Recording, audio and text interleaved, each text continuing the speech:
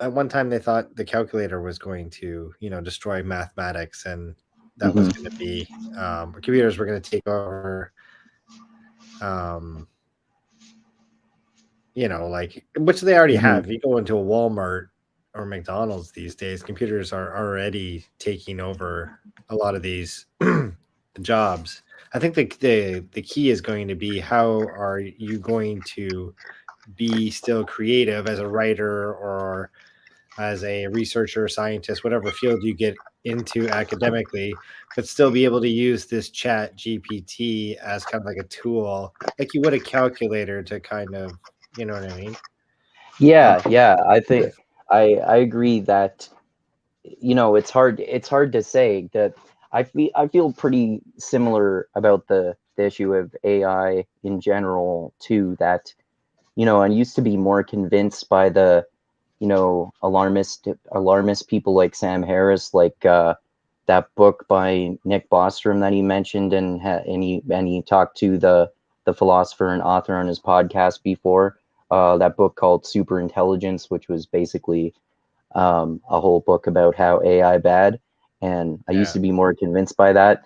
And then there's also the other opposite side of the argument, which is the Ray Kurzweil singularity thing, that we're going to merge with technology and it's going to be a utopia, basically.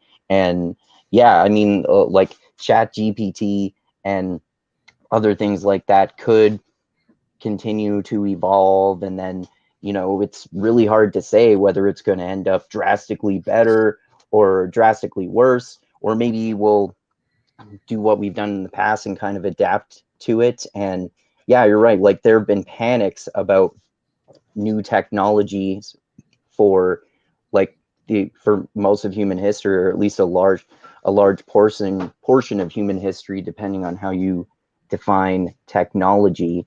And usually the panic ends up being undeserved, and there's a bit of a difficult transition period and people lose their jobs and stuff, but eventually society adapts to the point that they just make it a common tool, like with the calculator, for example, that you used.